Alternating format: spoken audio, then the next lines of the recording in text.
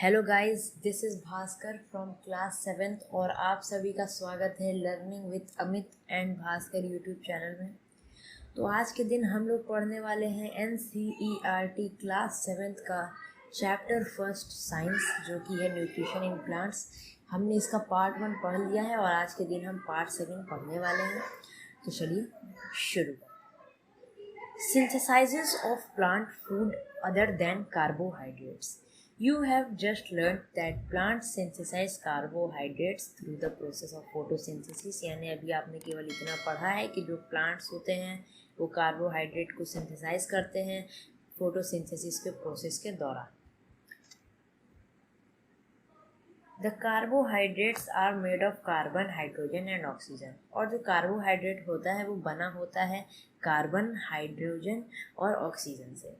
These are used to synthesize other components of food such as protein and fats. और इनका हम use करते हैं फूड के कुछ अदर कंपोनेंट्स को सिंथेसाइज करने के लिए, जैसे कि वो है प्रोटीन और fat. But proteins are nitrogenous substances which contain nitrogen. लेकिन जो प्रोटीन होता है वो एक नाइट्रोजनियस सब्सटेंस होता है जो कि नाइट्रोजन को अपने अंदर रखता है। From where do the plants obtain nitrogen. तो जो प्लांट्स हैं वो नाइट्रोजन को कहाँ से लेते हैं? Recall that nitrogen is present एबुडेंस in gaseous form in the air. ये याद करिए कि जो नाइट्रोजन था वो प्रेजेंट होता है एयर की गैसियस फॉर्म में, एबुडेंस में। However, plants cannot absorb nitrogen in this form. इसीलिए जो plants होते हैं वो नाइट्रोजन को इस फॉर्म के अंदर एब्जॉर्ब नहीं कर पाते हैं। Soil has certain bacteria that convert gaseous nitrogen into a usable form and release it into the soil. यानी कि जो soil है उसमें एक ऐसा बैक्टीरिया होता है कि जो गैसियस नाइट्रोजन होता है वो उसको एक यूजेबल फॉर्म में कन्वर्ट कर देता है और उसके बाद वो उसको मिट्टी सॉइल में छोड़ देता है। These are absorbed by the plants, और इसको जो है प्लांट्स के द्वारा एब्जॉर्ब किया जाता है along with the water, यानी पानी के साथ नाइट्रोजन को भी प्लांट अपने अंदर एब्जॉर्ब कर लेता है।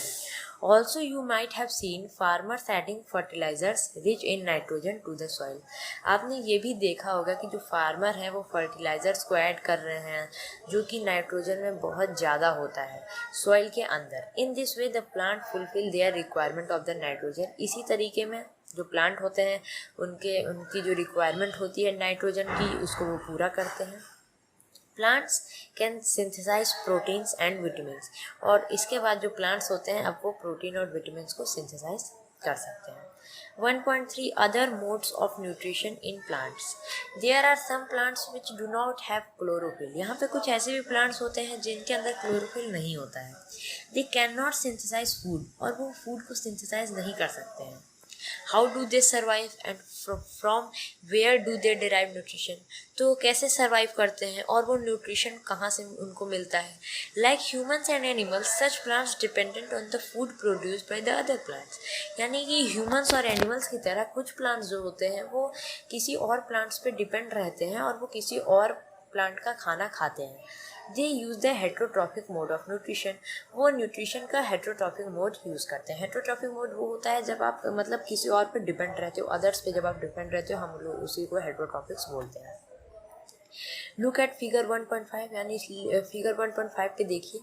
Do you see a yellow wiry branched structure twining around the stem and branches of a tree.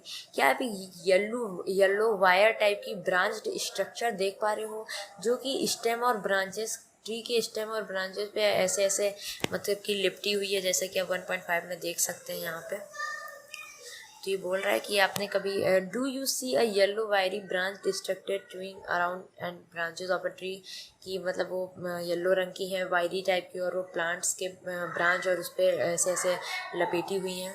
This is a plant called Cuscuta. ये एक प्लांट है जिसको हम कस्कूटा बोलते हैं। Heterotrophic Cuscuta. It does not have chlorophyll. इसमें जो होता है क्लोरोफिल नहीं होता है। It takes readymade food from the plant on which it is climbing. ये जो है रेडीमेड फूड लेता है प्लांट से, उस प्लांट से जिस पे ये चढ़ रहा होता है। The plant on which it climbs is called the host. जो प्लांट है जिस पे ये चढ़ रहा होता है उसको होस्ट कहते हैं। Since it deprives the host of valuable nutrients, इसलिए वो जो होता है सारे वैल्यूएबल न्यूट्रिएंट्स जो होता है अपने होस्ट प्लांट से जो है लेता है। फिर ये बोल रहा है कस्कूटा इज कॉल्ड द पैरासाइट, कस्कूटा जो है पैरासाइट के नाम से भी जाना जाता है। Are we know and other animals also a kind of parasite, क्या हम और जो अदर एनिमल हैं वो भी एक तरीके के पैरासाइट हैं? You should think about it, आपको इसके बारे में सोचना चाहिए। And discuss with your teacher, और अपने टीचर के साथ डिस्कस करना चाहिए। हैव यू सीन और heard of plants that can eat animals, क्या आपने कभी ऐसे मतलब कि प्लांट्स के बारे में सुना है और ऐसे एनिमल्स के बारे में सुना है जो कि प्लांट्स के बारे में सुना है जो कि एनिमल्स खाते हैं? There are few plants which can trap insects and digest them, यानी कि यहाँ पे कुछ ऐसे भी प्लांट्स होते हैं जो कि इंसेक्ट को ट्रैप कर लेते हैं और फिर उसके बाद उनको डाइजेस्ट कर लेते हैं। इज़ इट नॉट अमेजिंग, क्या ये अमेजिंग नहीं है? सच प्लांट्स में बी लुक ग्रीन और सम अदर कलर्स, ये जो प्लांट्स होते हैं ये कुछ अदर कलर्स और कुछ मतलब अदर कलर्स या ग्रीन में भी दिख सकते हैं।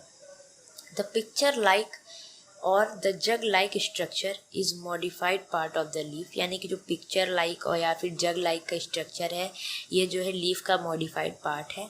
The apex of the leaf forms a lid which can open and close the mouth of a pitcher, यानी कि जो एपेक्स है जो लीफ फॉर्म एक लिड बनाता है जो कि ओपन हो सकता है और क्लोज कर सकता है पिक्चर के माउथ को।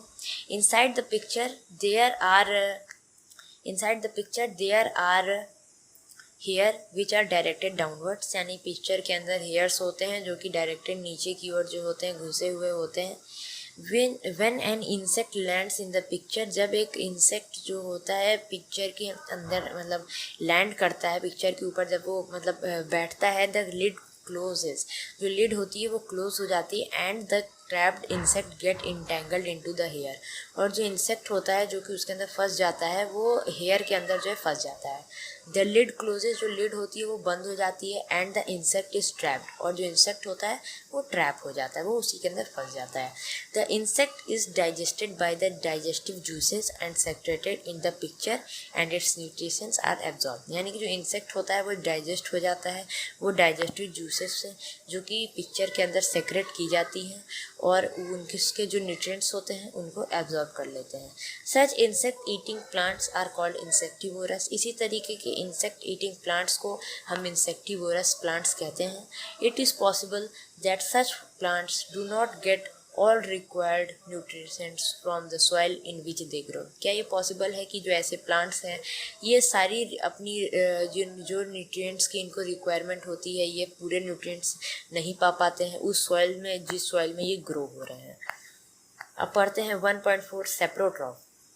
You might have seen packets of mushroom sold in vegetable market, यानी कि आपने देखा होगा कि जो पैकेट मशरूम के जो पैकेट होते हैं जो कि वेजिटेबल मार्केट में बेचे जाते हैं। You may have also seen fluffy umbrella like patches growing in the moist soil, आप कभी कभी ये भी मतलब कि देखे होंगे कि फ्लफ़ी अम्ब्रेला लाइक पैचेस जो है मॉइस्ट सॉइल में, रॉटिंग वुड में या फिर रेनी सीजन में निकल जाते हैं, फिगर 1.7 में जैसा यहाँ पे ये दिखाया हुआ है। Let us find out what type of nutrition they need to survive, चलिए पता करते हैं कि किस तरीके के न्यूट्रिएंट्स की उनको ज़रूरत पड़ती है सर्वाइव करने के लिए। And from where they get them, और वो कहाँ से उसको पाते हैं। Activity 1.2, take a piece of bread and moisture it with water, यानी कि एक ब्रेड का पीस लीजिए और उसको पानी के साथ जो है उसको मॉइस्चर कर दीजिए। Leave it in a moist warm place, और उसको जो है एक मॉइस्ट गर्म प्लेस में रख दीजिए 2 से 3 दिन तक। और अनटिल फ्लफ़ी पैचेस अपीयर, और तब तक जब तक उसमें फ्लफ़ी पैचेस अपीयर ना हो जाए। What is the colour of this patches, उन पैचेस का कलर क्या है। Observe the patches under a microscope, यानी कि जो पैचेस हैं उनको आप एक माइक्रोस्कोप के अंदर ऑब्जर्व करिए, और मैग्नीफाइंग ग्लास, और एक मैग्नीफाइंग ग्लास के साथ जो है ऑब्जर्व करिए। Write down your observation in the notebook, और आप अपने ऑब्जर्वेशन को नोटबुक के अंदर जो है राइट डाउन करिए। You will see cotton like threads spreading on the piece of bread, आप देख सकते होंगे कि कॉटन जैसे थ्रेड जो होते हैं वो जो है ब्रेड के पीस पे जो है फैले हुए रहते हैं। These organisms are called fungi. ये जो ऑर्गेनिजम्स हैं इनको हम फंगी बोलते हैं। They have a different mode of nutrients. इनके पास जो होता है न्यूट्रिएंट्स का एक डिफरेंट मोड होता है।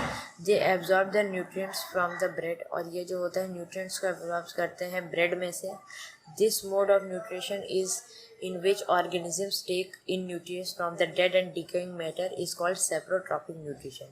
यानी कि ये जो है ऐसा न्यूट्रिशन का ऐसा मोड जिसमें जो ऑर्गेनिजम्स होता है वो न्यूट्रिशन लेता है डेड और डिकेइंग मैटर से, उसको हम सेप्रोट्रॉपिक न्यूट्रिशन कहते हैं।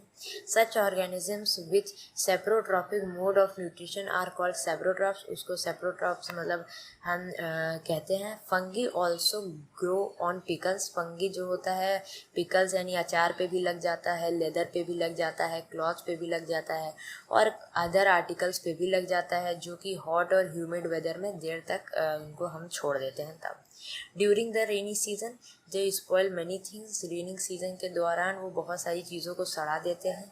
Ask your parents about the menace of fungi in your house. अपने पेरेंट्स से फंगी के बारे में घर में पूछिए। The fungal spores are generally present in air.